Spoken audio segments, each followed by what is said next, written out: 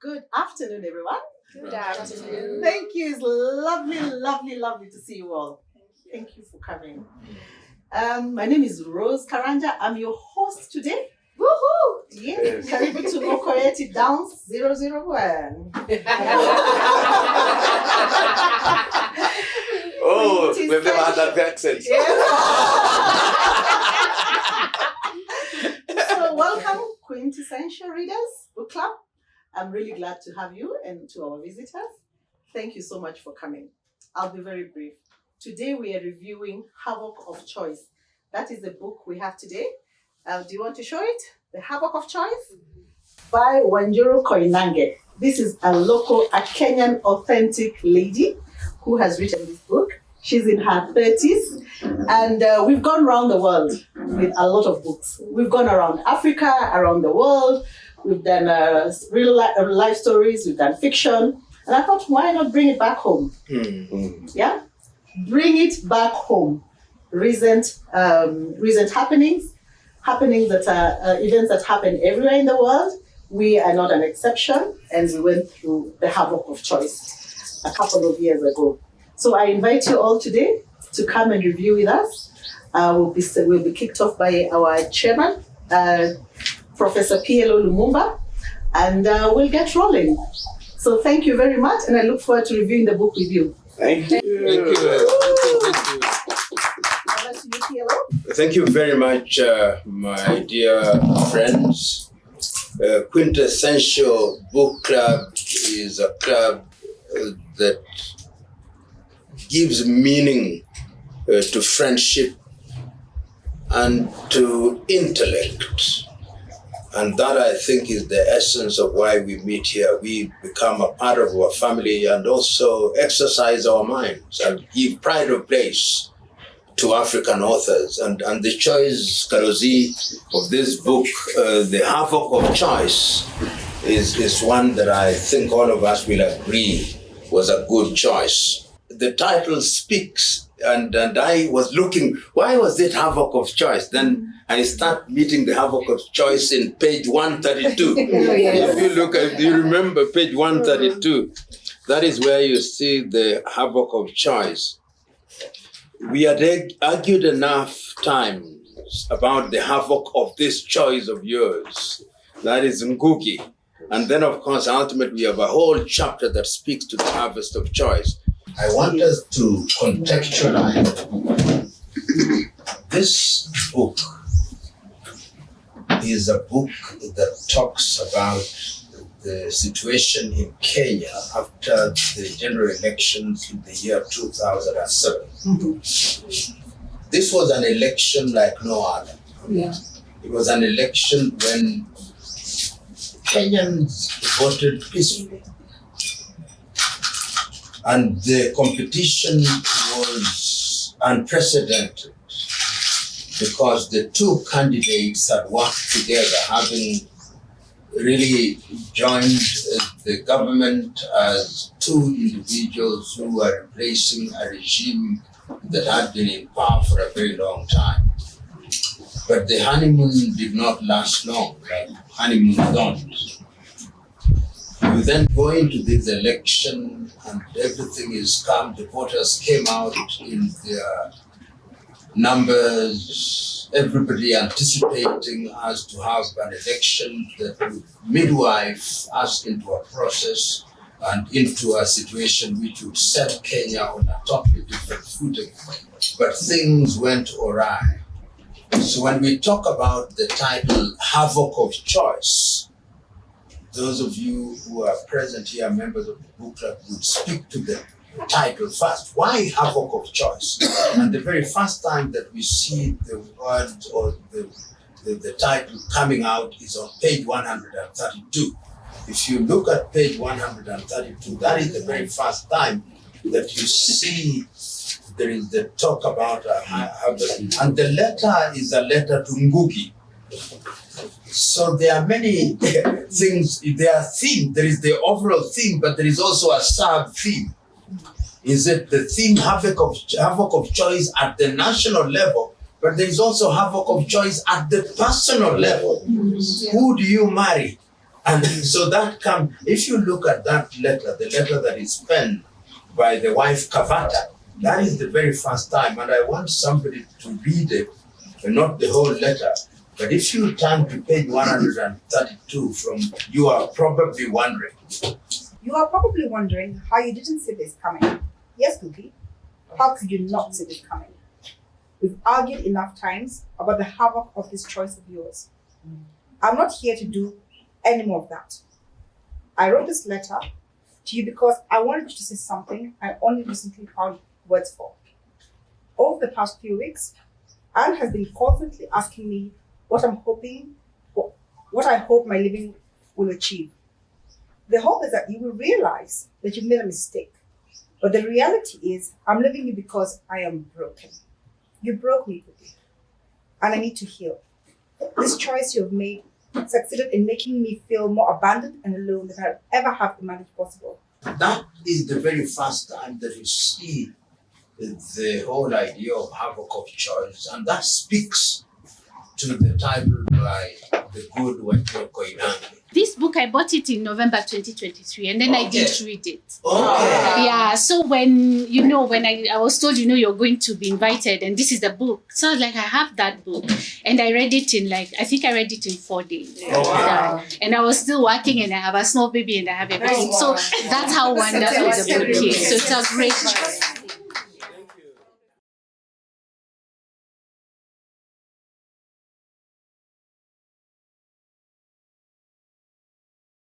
There is a very cryptic endorsement if you go to the page before Vanilla Ice Cream by the late Vinyavanga Wainaina. Yes.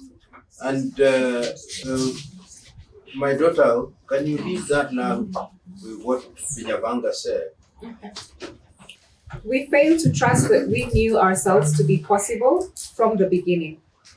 Vinyavanga Wainaina, 1971 to 2019. May you rest in Very peace. cryptic, but speak to the book. So I will start with the vanilla ice cream. It was a very interesting topic. And I'll say it in 2 minutes. Vanilla ice cream, Kavata. Kavata is this lady who was married to Ngugi.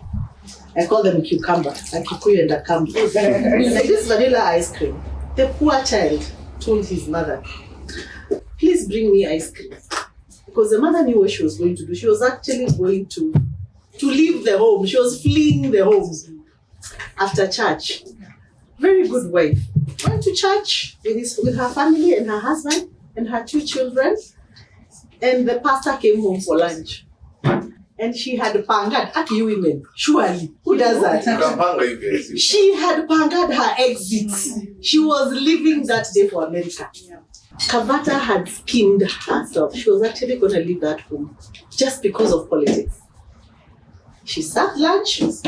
She told Duo to drive her, and she was driven to the airport. She has schemed with her BFF, another lady, and she told Duo, if they ask where I am, please tell them I am with my best friend in her house. Don't know why. Duo took this lady to the airport, and the poor child had said, please bring me ice cream. The ice cream never arrived. Yeah. Yes. It was so sad, yeah? The ice cream never arrived, and the mother left. So the child was waiting for ice cream for years. Just because the father decided to go into politics. That's the reason it's titled Vanilla Ice Cream. You know, Professor, earlier, because this is our true reality. It's something we live through. And we're still living through it. Because these spoils, right, have been picked up by the people who are in power today. Mm-hmm. My question was, if they're in power today, are they enjoying, was it worth it, what happened in 2007? Was it worth it, right? Now that you sit on those pedestals today, is it worth it, right? I doubt it, I do not know. But the book itself, because it's one of us, I can tell you it gave us a lot of, it takes you all the way from the people who have and the people who do not have, from the rich and the poor, and how they relate with each other, right? And even what happens after that. And choices were told at one point by some American choices have consequences, right? And even her, Kavata, deciding to leave and go to the US has its own consequences. By the time she came back, everything had been broken. Every single thing had been broken to the extent of the death of her son, which might have maybe have not been. That's right. Right? But if you remember, because you're also coming from a point of privilege, your choices are choices of privilege, right? That's why you make choices. I'm going to go to America. I'm tired because my husband has made a choice to become a member of parliament, and all these kind of things because you didn't like what your dad did. So, and then it shows you now the ones who don't have and the choices that they have, right? So the ones you can find that her driver, the consequences of taking her to the airport nearly destroyed his whole life, right? So, and it tells you from the driver's wife chapter that you all here and the relationship you have with the workers is a privileged relationship. They have to change their lives for you. And I think that is something that we truly have to do. And that is where the people who orchestrated this violence were capable of utilizing that. I think I want to introduce the element of irony of choice. Because Kavata made a choice to abandon her family because of the choice that the husband made. And her own choice to abandon her family resulted into a death. So the consequence of her choice vis-a-vis the consequences of her remaining with her husband, you can't compare. And I don't think that is something that she, as we were told, she didn't live through that. She was in depression for a number of years. Because had she remained with her husband, I think she thought that this choice that he made was so, it was so bad that she had to flee from it. So I think it's just so much of an irony that her own choices led to much severer repercussions than her opting to stay with that choice that she was running away from. And it just teaches us that, even when you're judging things, you can judge somebody thinking that they've done something so terrible, but then you'll be consumed in your own actions that you don't know what that will result into. And you cannot replace the loss of her money. That thing destroyed her. I think it destroyed the entire family. And I'm sure she's living in regret, knowing that if she would have stayed, exactly. And she did not follow the advice. Politics is politics. And she was advised that even her mother used to be like that, but she got the hang of it and, nobody died. But you can never replace a life. And so that was the irony of her choice. The ODM office, I went there. I could relate to so much in this story, and how families got separated, looking for each other, the mayhem. If you listen to your workers, because we had a lot of lawyer workers in the Muru, the chaos that happened around there, there's so much about, she did a lot of research. So good job, Wanjiru Koinange. This is something I'm seeing more in modern women. There's a book, I don't know if you guys any of you have ever seen it. It's called The Superior Man. It actually talks about women and how after you become economically emancipated, how you control your dominant side as against your subservient side. Because you find that when you look around, you find that you have a lot of, when women get into power, they are too anxious to show I'm in power now. Look at me. And most of the time they make mistakes. Okay? And I mean, in their defense, men have been more economically emancipated for longer, so they're able to calm down more because you're not the first one. Calm down. And with women, you find that, and I see it a lot, especially with those of us who are with the senators and the practice officers. They many times they react in a way, and you're like, "Oh, you thinking this is absolutely unnecessary," So it's almost as if they lose the ability to control their emotions when they have the power to lash out. But we're very lucky that we have a senator who's very calm. So it almost actually in conclusion, it's almost like you buy a baby lion and assume it's a cat. Absolutely. So it's going to grow into a lion. And men are not to be caged. You can't cage men. One of the people I'm angry at is Kavata, and Joanne has said the things I wanted to say. I found her extremely selfish. And in fact, I drew parallels with Meghan, what's her name? Yes. Meghan Markle. Yeah, Meghan Markle. I'm like, by the time you're agreeing to marry this prince, you know his life. Yeah. You've seen what's been happening, and I thought it's a thing of privilege. She's not had a hard time, rough life. If you even go back to university days, she didn't even know how to mingle with the people. So she had to be taught how to dress, just to not stand out, just how to know where you are. And of course that, I won't belabor the point. And then the other person I was actually angry at is myself. Because when we got to that point, the parts where we're now talking about the actual violence, and I found myself asking, why does she have to remind us? We know we were there. Because I did not want to read exactly what happened. Then I paused and I'm like, why don't you want to read? Yeah. Because I realized I'm those Kenyans who I don't want to hear. Bubble. I want to live in this bubble. I want you to go to the I know these language. are burning. If you look at page 90, Yes. the second substantive paragraph, you'll see why Kenyans want you to behave like that. Just keep That's going. the one that starts with. Kenyans are Kenyan. people plagued.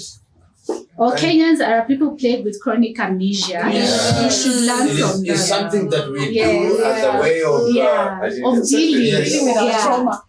So then I was like, I know these things happened, but I'm also those people who don't show me the photos, don't show me the videos, just tell me so that I know it's happening, but I don't have to deal with it face to face. So I forced myself to read through it.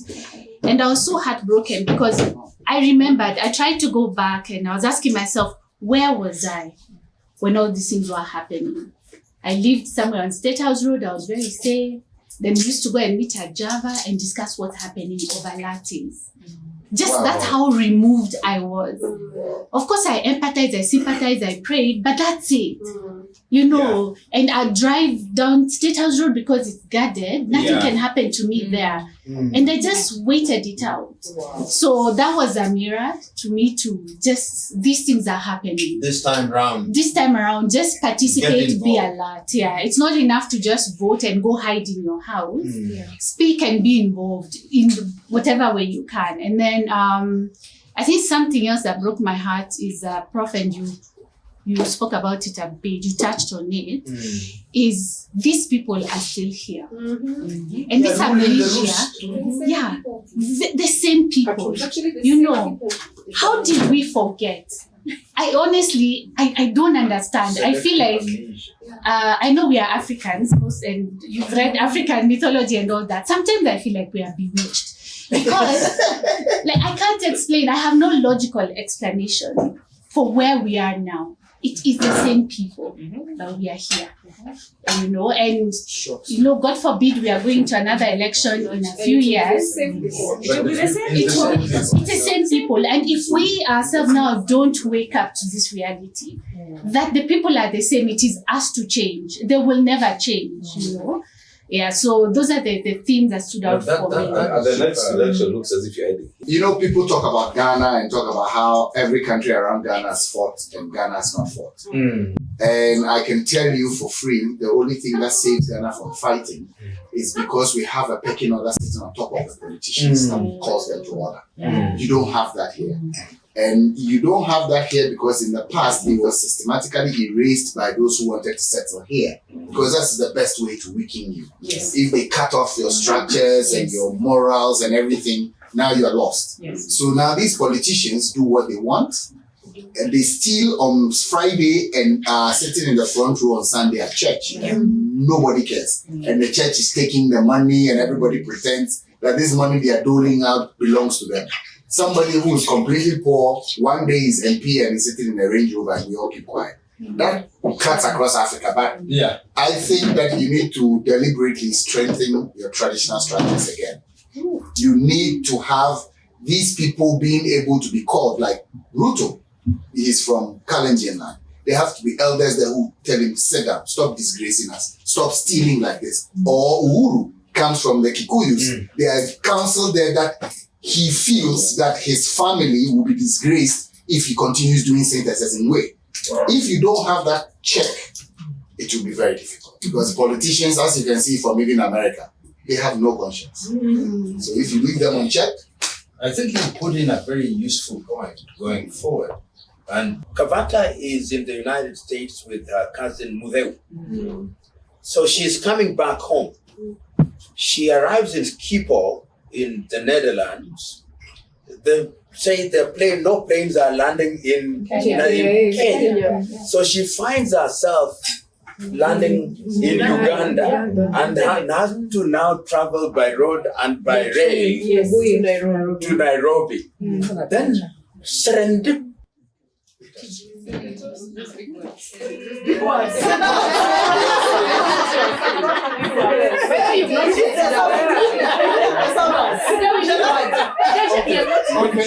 As fate will have it. Yeah, as fate would have it. What happened? No. We need to know that it's This is an amazing thing. Kavata is the wife of Ngogi. And Kavata is the daughter of a corrupt politician called Muli. And this Muli is Machiavellian. The end justifies the means. And we also have, in these days of affordable housing, we'll also find people getting 11 units in the same way. And she's traveling, and who sits next to her? Shepto, the wife to the driver who took her to the airport and who, as they are speaking, is in police custody. This is the Kenya that we are talking about. Then there is Kola, who is of the Luo extraction. She goes back into her environment in Kisumu, but she's been tagged because she's working for a Koyo. So she has to come back. And then on her way back, she's raped. This and therefore it speaks to all the things that we're talking about. We talk of the Kiamba thing, the burning in the church, all these things. In detail. This religion that we hear about, house is covered by the blood of Jesus, is also talked about the hypocrisy in some of these individuals who are in churches. Also, Kiprop tells you we are like this, and that's why they can take orders which are not legal.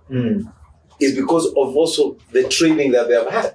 Their training is useless, right? They have been abused in their training. They have been done all these things in their training that they don't even know how to be policemen. And then they're told the next day, here's your uniform, go look after Monaichi.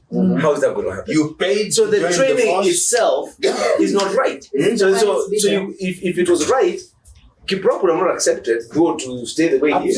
He would have said no, even to his boss, and say, we cannot do this.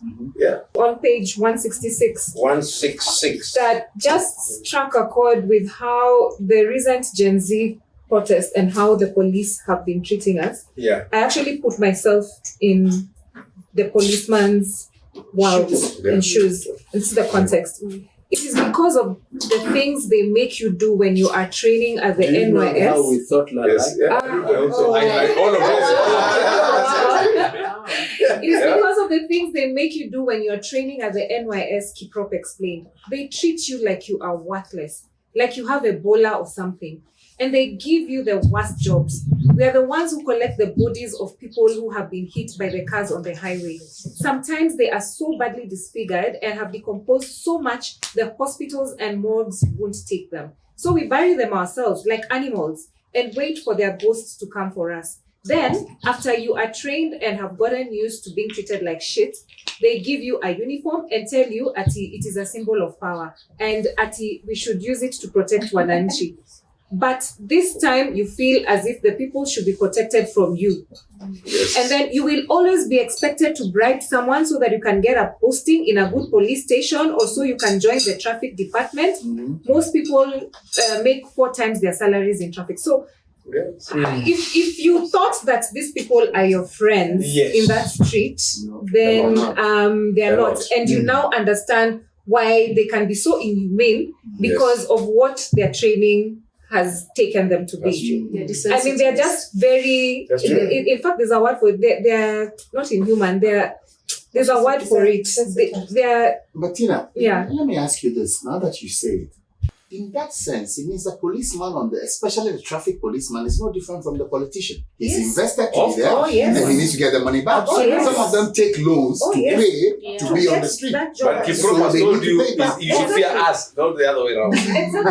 Exactly. Yeah. True. So this just summarized. That's right. We are not We're not safe. We are not safe. We are on our How own. do you think that person, if he's sane and he's a policeman, why does he kidnap you? Exactly. Kidnap you and Yeah. take you and abduct you and decide to go and then bring you back dead? Exactly. What They don't care. They are not human Yeah, beings. Yeah. They are been dehumanized completely. Let me tell you a funny story. Please. Shaka Stevens, Prof would know, who was the In president of Sierra Sierra Leone. Mm. One time we didn't pay the policemen for about 4 months, and they decided that they are not going to work.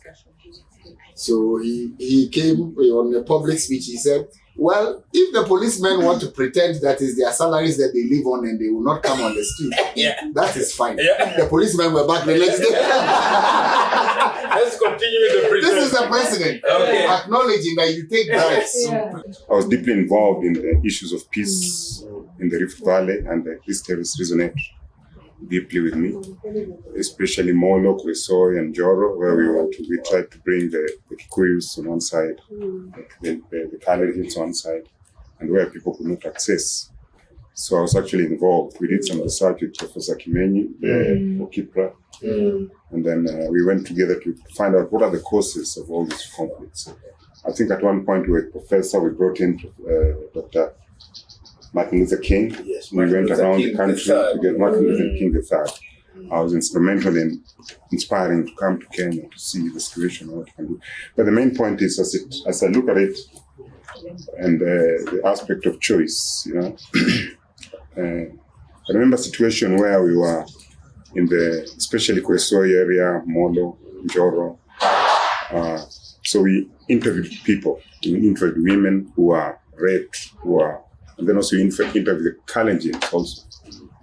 So they tell you, according to what the statistics, they say maybe 1,000 or so people died, but really, actually, people died more. So the question that we had is that nobody was caught. The point is, nobody was found Guilty. guilty. Yeah, how kunipata? But the truth is that people died. Yeah, when we talk with the Kikuyus, they invaded the Kalenjins, and then the Kalenjins also retaliated. They said they walivizia in Swahili, wanasema walivizia usiku. Yeah, then they stayed in the Kalenjins, and then they cleared almost over 400 people at night. Now we know them chalets. So we wanted to know what are the signs, what you call the early warnings when you're doing a research.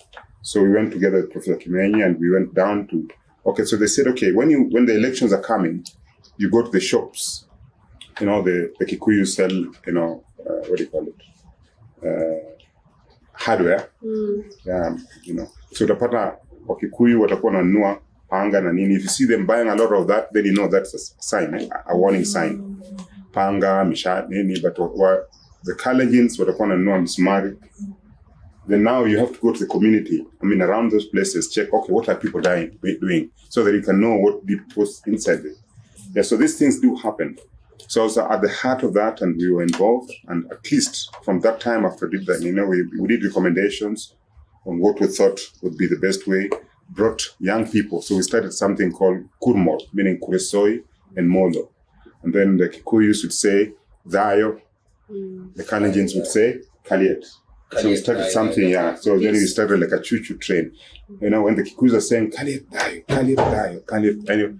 So therefore, some situations you find that, especially in Joro, if you go to Joro, those sites, people are not able to go in the same river, or rather even a water point, where they wanachota maji. So the day when the Kikuyus are there, the Kalenjins will not be there. The day when the Kalenjins are there, the Kikuyus will not be there. So we had to now bring these two communities, working with young people from the Kikuyu community and also the Kalenjin community to really help each other. So the book resonates with me because I remember I was deep inside in terms of conflict, resolving it, including Madhare huko, kulikuwa na Ankarubangi, where kuna Odhaya na kuna Kisumu, kulikuwa na side ya Othaya They were Jaluo, you know. Yeah, so ukienda Karibangi hapo Bango, unasikia hii side ni Othaya. they were Sapere. So yeah, Wasapere, and this side ni Kisumu. So the road was dividing, between Karibangi, this other side of Karibangi North and the other side. So we were also inside there to try and really reconcile with the people. What you've said, it means that the government lied about the numbers. Of course. Of course. Whenever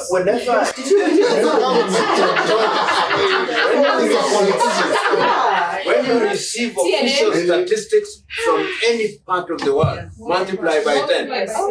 Especially negative. Especially from politicians. Always multiply by 10. That is those are the figures must be kept conservative. Yes. As we speak, the American government is lying about the people who have died in the crash. Even watermark. They're lying now. Even the Kiamba issue, we were there at the church with Martin Luther King. Yeah. In fact, we went there, just when it was still fresh. So you talk to the Kalenjin, they say, Atas Junini, and they were being paid like 1,000. And then if you follow that road, the Kiamba one in Eldoret, then you find a very big, homes. Some of them had, corn, Yeah, but let me just Nimechoma kabisa, yeah. This was your question. Sorry, don't want to ask. You saw them, and maybe you just answered it now.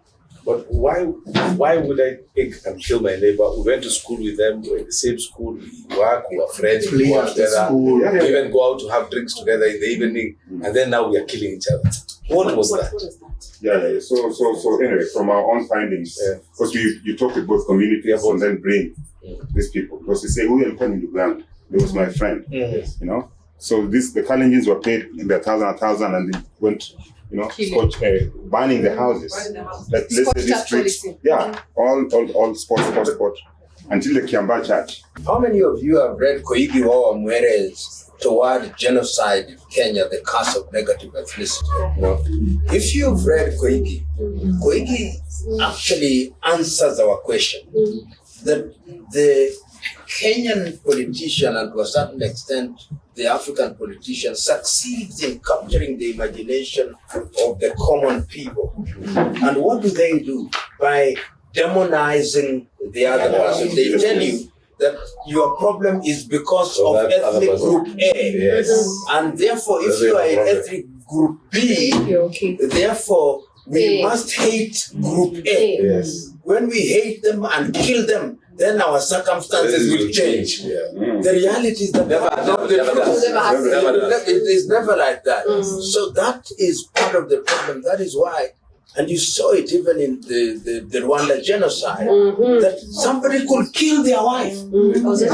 Your wife whom you have children, and you say this is Tutsi. Or this one is Hutu. The Tutsi say this is Tutsi, and your wife. And I wanted to go to the role of religion. Because what I find is that, the theme of religion is far from any of the politics, etc., that we're dealing with. Especially when you look at those people who are saying, my house is covered by the blood of Jesus, I'm not leaving, I'm going to pray, on their knees, whatever. The disillusion, what is the word? Not disillusionment. What's that word? Delulu. That's, that delulu. I don't know. The English word has gone. That's delusion. That you're living a life that is not real. And the question is, because I've seen, thank you so much. I've seen across Kenya, we are using religion as a weapon, the same way we are using that group A, group B mentality. The only reason, and now it's getting to the place of being personalized, that it's no longer tribes. We are moving to different arenas. So now I will look at Tony and say, for me to succeed, Tony has to fail. Absolutely. Okay? And for Tony to succeed, that means Senator has to fail. So we don't look at it as if we can move collectively and in a unified manner to success. It is really, exactly. And that has become very much our culture, such that somebody does not feel any pain whatsoever causing death to multitudes. Because if you look at things like Shifsha or whatever they're called, what are we doing? What are we doing? What's that? People are dying and it's obvious. When you look at like this woman who was being, the 61-year-old who was being abducted because she has complained about Shifsha. How harmful can she be? Beyond the complaining. How harmful can she be? So what it's telling us is that we're getting to a level, and this is where I think, Prof, we need also wisdom from you, because if we come out of this book club with nothing that we can do tangibly, we are also failing. Yeah, here you. Because if you look at this situation, we actually look at our country now, and if in the next few years we are going to elections with the fragmentation that we are in right now, we are ripe for problems. You know, somebody asked me the other day, why do you always write letters to people? To their reply, I said, when you read the Bible, have you ever read? There is a reply to Paul. Paul's letter to the Corinthians. The Corinthians letter to Paul. Yeah. Meet the Corinthians. Yeah. My duty is not to wait for reply. It's to rewrite letters. Whether they are changed or not is a but that is my civic duty. Yeah. So 1 minute I just from our wanted to visit react to what he said, because to what Dr. said, because it's very profound, and it also just leads to what the two of you have said. What role are we playing? Your peace building is so critical because, unfortunately, no one has ever really been punished for what happened. Yes, it's true. And yet we know it was not. It was very planned. We know it was not spontaneous. Yeah. Thank you. We know it was not spontaneous. Yet nobody was punished for it. So at all times, our peace is always very fragile. Yeah. And I was going to say, before you took it away from me, actually, that the politicians are always looking for that other angle to endear themselves to the people. So even as we are creating this peace, what are we doing to make sure these politicians, they don't come with their sweet tongues? And let me tell you, I have been on a podium with a politician speaking to his people. And I don't know, bewitched maybe, but there's a way they speak. And honestly, you look at the masses, they are... By the time he has left there, he'll even tell you, it's like Pastor Omar. I understand the difference. Yeah. So our peace is extremely fragile. You're right, Professor. Right now, those people are seated. They have seen Kenyans are going to bunch up against the political class, but they're saying, no, we are still going to come up against them. So they're going to look for whatever language to come. It's most likely going to still be tribal, rightfully, as Professor has said. It's going to be now they're going a bit more. now they're broadening it a little bit more. In elections, I remember before Kibunja's commission was hate speech. After they knew, then people were being put in for hate speech. So we had to look for what methods. And then eventually, after hate speech, now it became hate feelings. Feelings you don't see. So it's emotional, it's vibrations. So then later on, we started working with the, social media, the influencers. So I think I think Professor wrote something on, something to do with hygiene, that I'll explain. Yeah, he will explain that. For But when he was at the ESCC, we worked very closely together, in terms of how to reach out to the people. One of the things is to identify good influencers, So I will definitely read the book because it's really important. But it's good to find good influencers because people who send messages, they send a message, but we normally say the character behind the character. Because this one is because of somebody has put a message. Who is this person? So in 2017 and then later on also we started now working with the influencers because you not find people gathered. The Gen Z, I was also in the middle of the Gen Z, the last conference, and the professor was there. When they say Occupy Radisson, I was part of this global leadership conference where Prof was speaking on the Ubuntu issue. I was part of the conveners, organizing it. But they had said Occupy Radisson because the president was supposed to be speaking. Yes. So we came together and we told him not to come in the interest of the country. And then he didn't come. So this became the first organization that can tell president, don't come. So but anyway, the point is we need to stand out and stand up.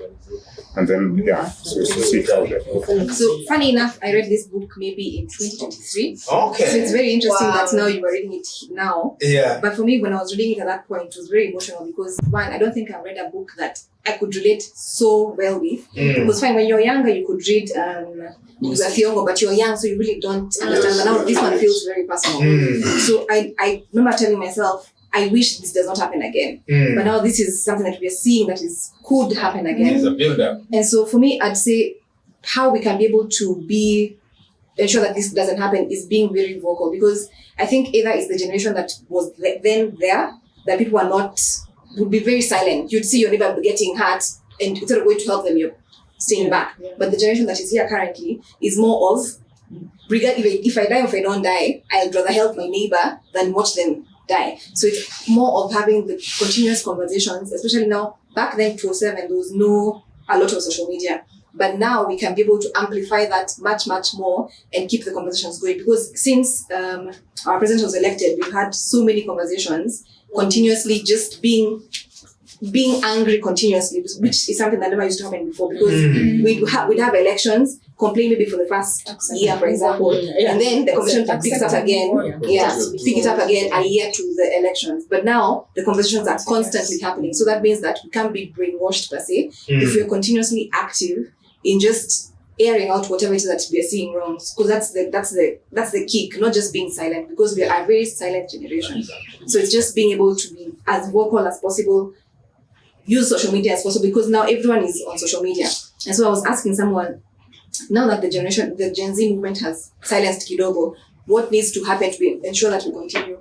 And it's not us, the young people, who are going to vote. It's our parents who are going to cast the vote based on what they think, right? So that means that they also need to be equally as angry for them to be able to change that vote. Because if they are not as angry as we are, then it will just be the same. Because majority of them have the votes and they can easily be influenced in comparison to us. So it's about just being as vocal as possible, because it sucks. It can happen again and we'll forget.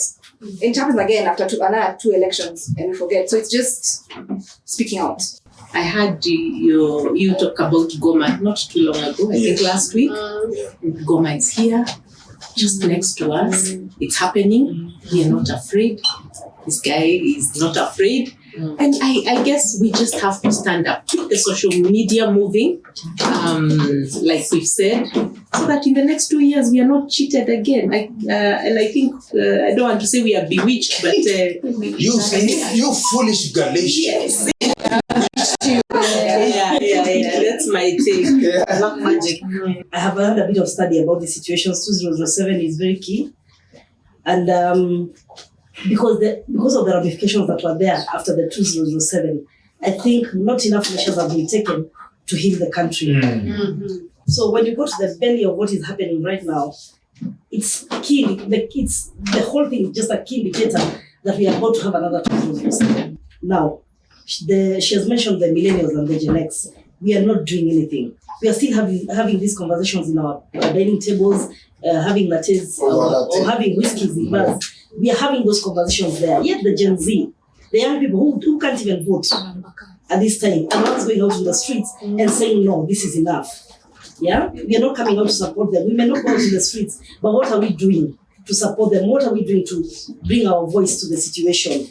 Now, when I look at Kavata, the reason she left her home was because she did not want to face another toxic situation in the political arena. Yet she leaves her son. Yeah? Yet she leaves her son. What is she telling her son? It is okay for me to get away, but it's okay for you to stay and learn the same bad habits. Yes. Yeah? So I think we need to go back into ourselves. We need to find, especially for the millennials and the Gen X, why do we keep regurgitating the same politicians? What keeps us there? What can we do to change this scenario? Do we just pick people from the streets and make them presidents? I will tell you, one of his colleagues, Nana Koinange, who has written, Nana Koinange, the fifth has written a book, is about culture and political and development. And he says Africa must rethink governance. Yes. Because one of the problems that I think we must ask ourselves is this thing called the ballot box. You know, it has a history to it. We were grafted into this system, and we have succeeded in bastardizing the system. So, and this is what he was saying when he was saying that in areas or in countries such as his, where traditional rulers are very strong, the politicians will come and they can do all the things. But when the The wazees, which not these wazees who are given transport when they leave, those are not wazees. Wazees like The owners of the land. when they come and say the politician comes crawling to his palace, when they go there, they say, no, Ghana must never go in that direction. Do you understand? Then they know that this is the way to behave. Kenya does not have that. So when you have this in Kenya, when you have these things called Luo elders, Kikuyu elders, those ones have been bought by politicians. When they live there, they are given transport. So a true leader, when you leave, when a politician leaves your home, it is you who give them a vote.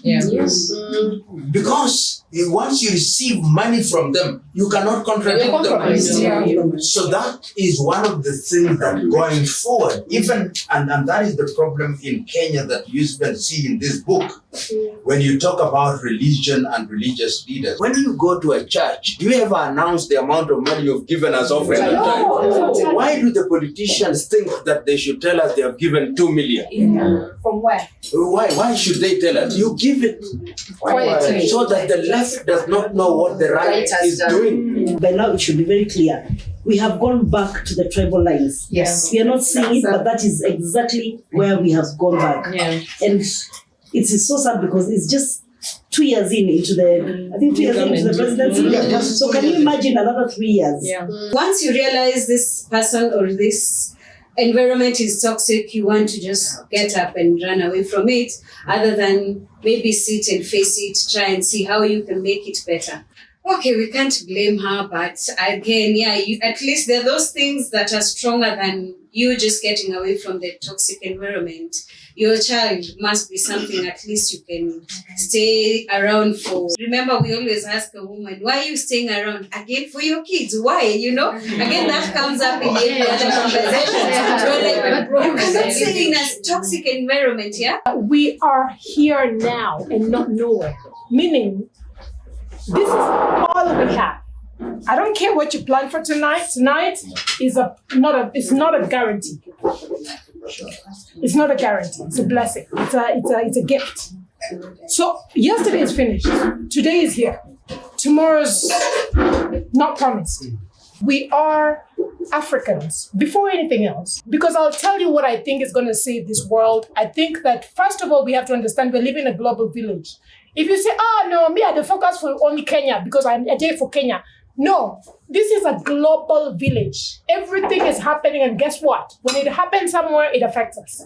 If Bitcoin is going to be the next thing right now in 2 seconds, I don't care what you're doing with Central Bank of Kenya, it will hit you. You go wake up, you go no. So what I want to say is, I want us to, I've been trying really, and I am a human like all of you. I am a global citizen. I am trying to find, I'm struggling. I'm really struggling. A lot of people are struggling.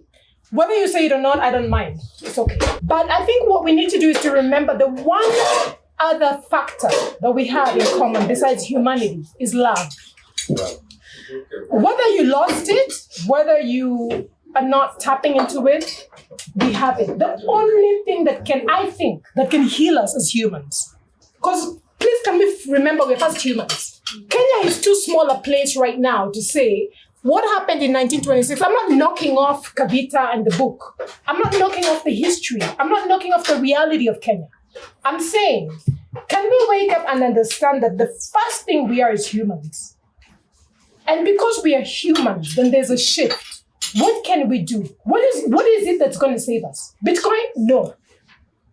I mean, we already have robots in China. We already have, everything is moving in a pace where if you are like me and you're immersing yourself and you're moving, you get overwhelmed. Yeah. But at the end of the day, the one thing we have to do is to tap back into ourselves. I think that's my 2 cents. I've written a book called, initially it was first released as a call for hygiene in Kenyan politics. Yes.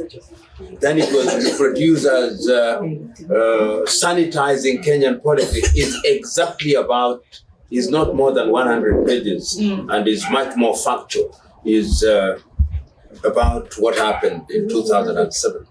And I'm talking about how do you sanitize Kenyan politics. Now, many of you may not know, but it is my group is myself and Paul Wangai, who are the very first persons in 2007 to invite President John Kufuor to come to Kenya. And if you read the books that have been written by some of the individuals, our group is the one that did that for purposes of bringing peace in Kenya. Mr. Odinga, in his book called Flames of Fire, if you look at page 800 something, you see he actually acknowledges that we are the ones who started the process before Kofi Annan. So we were involved in that regard. And one of the things that I've always said, you must be involved. A good citizen is an involved citizen. Then you have the courage to question the politician because you are involved. So we must not, and this is what I see in Kavata. I think Ngugi married up. Yes, he did. And Kavata married down. Yeah. And there was angst. Yeah. I think Muli was not very happy with this kind of arrangement. And even Wairimu and his sister, even Wairimu were not happy. Wake up. Yeah, so they thought that Kavata would marry somebody in that arrangement. And part of the problem with Ngugi, therefore, is that the wife thinks that they are not moving into the right neighborhoods. And all these ideas, even Muli, in my view, persuading Ngugi to get into politics is to improve his economic circumstances. Yeah. Yes. Because it is so that when he gets that job at NHC, which job he does not know who midwife, but we know, you and me know. And then there are these houses, and these houses are then distributed to people, and Muli and everybody is involved. He's trying to improve the financial circumstances of his son-in-law, so that when Kavata is moving to the United States, this is the epitome, if you may, of selfishness. Yes. Because the maternal instinct, I would have understood her if she ran away with her children. With all of them, then left the house. But this one abandons the money. And if this was a real situation, Vanilla ice cream. even when she now says that her son's body must be brought, money, really, for what? For what? When I listen to your typical, not only Kenyan but African politician talking about tribe as the basis of judging people, Samora Moises Machel said it so very well in Mozambique. He said, if Africa is to grow, the tribe must die.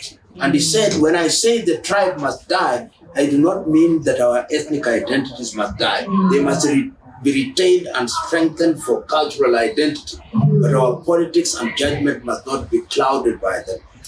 And much earlier than him was Robert Mangaliso Sobukwe in South Africa, when he was asked during the first Sharpeville massacre, do you believe in any race? He said, there is only one race, the human race. You may now conclude. What is this havoc of choice that Wanjiru Koinange has brought us to? Her exploration of the complexities surrounding choice with the resonant understanding of its duality. It's both liberating and confining. As the narrative unfolds, the characters arrive at pivotal moments where they must reconcile their desires and aspirations with their realities and circumstances. So there's personal empowerment that often comes with significant repercussions that echo throughout the lives and communities that Koinange has referred to, and leaves readers with an evocative sense of the weight of decisions, highlighting how individual choices can ripple through family dynamics, the society norms, and the cultural expectation.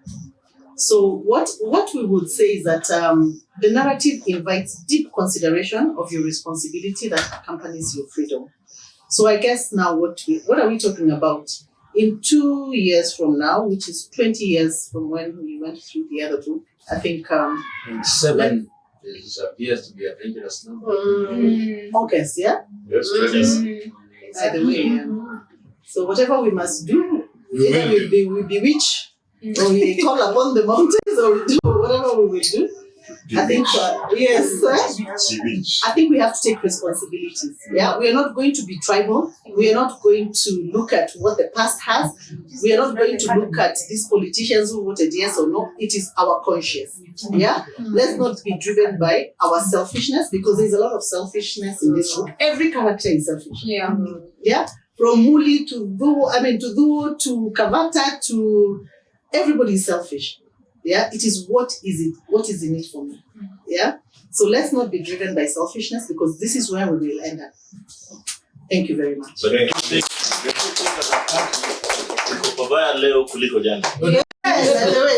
holding on for